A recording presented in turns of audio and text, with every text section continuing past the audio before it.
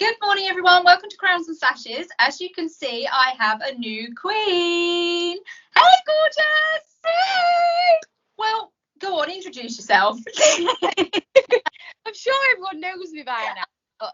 Come on, it's a new title. So my name is Charlotte Lister. I'm the editor and creator of Crowns and Sashes magazine, and I am now Ms Diamond UK. Which still doesn't feel it.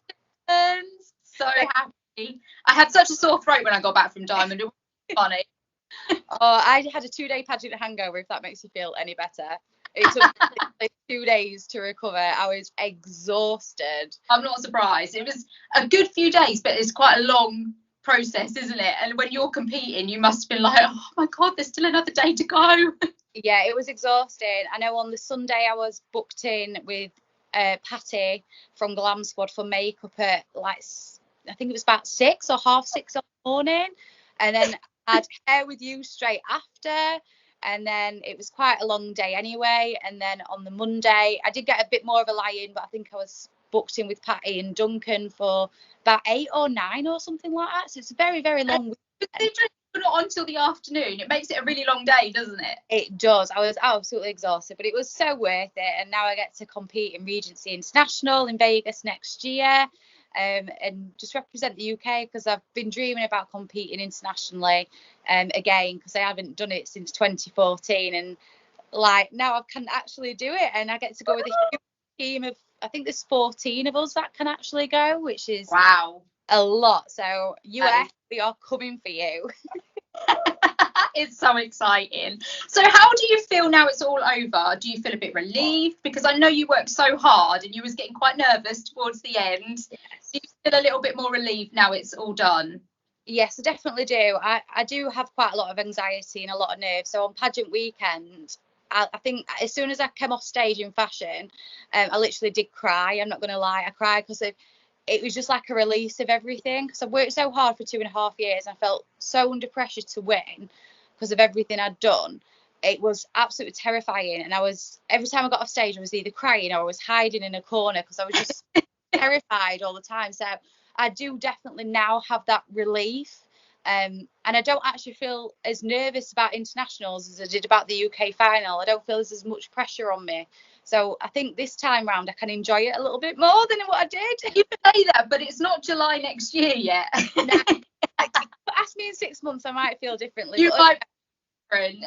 Yeah, I'm so proud I actually did it. I know what I need to work on, because I wasn't perfect on the day. My nerves did get the better of me on stage. To everyone, don't they? You can be so prepared, and then sometimes you get the stage and you just like, my nerves, I'm a wreck. Exactly. I was like a bunny in headlights. I was like, I can't do it. But I did it, and I know it's my stage work that I need to work on, but I'm just so happy I did. And then I ran off to Greece. Well, I flew to Greece, didn't have for a week off, because I just needed to recharge the batteries, because I was exhausted, physically and mentally exhausted. But I am back, and we've got lots of little plans happening with Crowns and Sashes, and I've got lots of appearances planned. I'm seeing you on Sunday, and then I'm doing Race for Life as well, and a mud race in November. So my diary's getting booked up already, which is really good. So what have you got planned with your reign? So a lot of it is continuing with Crowns and Sashes, because it's been such a big impact on the pageant community, both in the UK and internationally. I feel it's important to carry on with that, and it's fundraising for the Samaritans.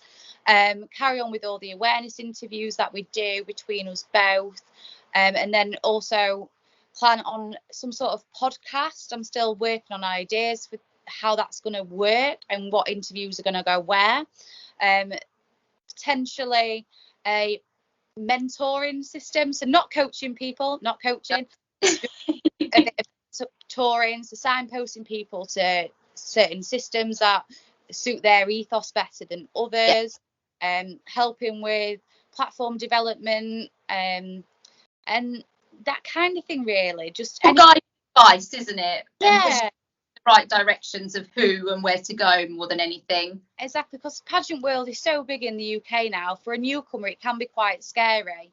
So it'd be nice just to create like a little family, for the newbies. They've always got someone to talk to, especially if things get a little bit too much, because trust me, I've been there. Things do get too much.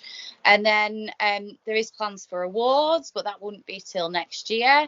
And I've got to work on this pageant feedback system thing, which needs a better name than that, I am aware.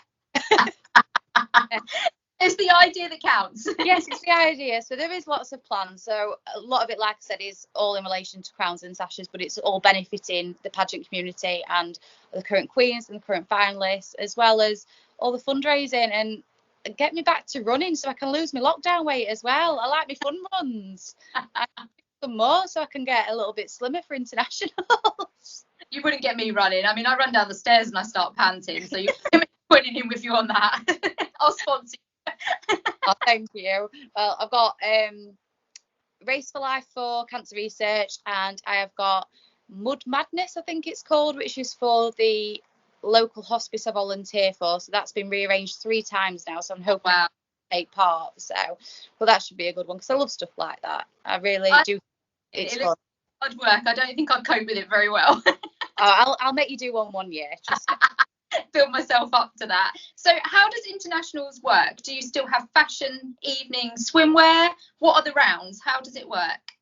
So for internationals, there is the normal, what I would call normal rounds. So you've got your interview, you've got your fashion wear, and you've got your evening wear. They all count towards your scores. And then just like the UK one, there is optional rounds. Right. So there is quite a few, but the ones I can remember off the top of my head is swimwear, spokesmodel, talent, everyday wear.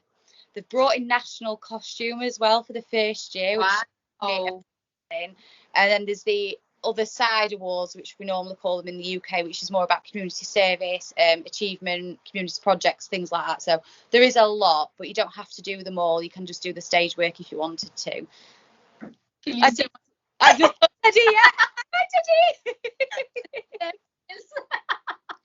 I like the spokesmodel idea. I really like that one. Yeah, it is one of my favourites, because I did win that one at UK, and that was me talking about end of life care, which some people really important to you. So, but some people can get uncomfortable about it. So I wasn't sure if I was doing the right thing, but it obviously did pay off. So I would like to.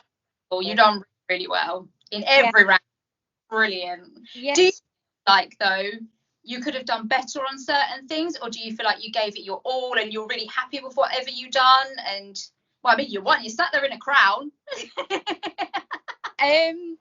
For me, it's a stage work, because my nerves just do get the better of me, and I was very, very quick on stage, and I need to work on that for internationals. But sometimes your nerves just get the better of you. Yeah, I mean, I was lucky enough still to win, even with a super fast walk, but it is something I need to work on. I'm a strange pageant girl. Not everyone understands this, but I love the pageant prep. I love doing the appearances. I love the interview, but the stage just terrifies me. So give me pageant prep and I love it, but put me on the stage, and if it's the wrong day for my nerves, I absolutely, I don't know, I just get terrified. I really do. It really terrifies me, but that's something I just need to work on for next year. So anyone watching who's got a fashion show or anything coming up, message Charlotte, because this would be good. Yeah, all the practice I can get. It's weird, because when I used to compete a bit more regularly, it didn't bother me as much. But now, I think because I had such a big gap. There was a long time, wasn't there, before you joined to when the end was. So that probably didn't help, did it? Yeah, so I think it was just a lot of pressure, I think, as well, because I had so many people, not saying I was going to win, but so many people saying, you've got a really good chance, you really, you can get that crown if you want to. And with everything I'd done, I did feel a bit more under pressure than I normally would. So that made me feel a little bit worse as well. Well, not me worse, but like worse. A lot of pressure. If you don't win, are people going to think less of me because I didn't, because I was going to win? It's like, it's a hard one, isn't it? It is, it's tricky, but now at the moment I'm feeling very calm about everything. I feel so much more relaxed after my little break, and I'm just ready to enjoy this next chapter of Diamond, I think. Everyone's excited to watch what you do as well. Oh, really. yeah. Do you think winning will help with your platform? You know, I always thought it would, but to be honest, with how I know Crowns and Sashes isn't my platform, it's my pageant project. But into something huge. Yeah, and I did that without a crown. I did that with a regional title. So I always did think that having a crown would make a huge difference. But with how Crowns and Sashes went, I don't think I actually needed the crown. I think it'll still help me in future, especially going to Regency. It's more contacts in America and more interviews. But, you know, I did that all by my little lonesome with a regional sash and my amazing team. But hopefully it'll just keep elevating it now. That's what I'm hoping it'll do. Just elevate. Yes. Elevate it. This will elevate. I like that. What was your favourite appearance in your, was it 2 years, 2.5 years? 2.5 years. So I've got two. So one was a bubble run I did with my daughter. I did actually lose her in the bubbles for about 5 seconds. Not because I'm a bad mum. That was a 5-second peace and quiet. Yeah, but just because she dived into like a big sea of bubbles, like, where is my child? Because I just love doing stuff like that with her. She loves getting a little medal and she takes it into school, shows it off, and it's a nice bonding experience for us both. The second one isn't a favourite, but it's a most memorable, is when I did the bungee jump into the abyss, which is just pure black, and it was terrifying. I cried. I had to be pushed, but it was for Deep Therapy Charity, so it's definitely up there.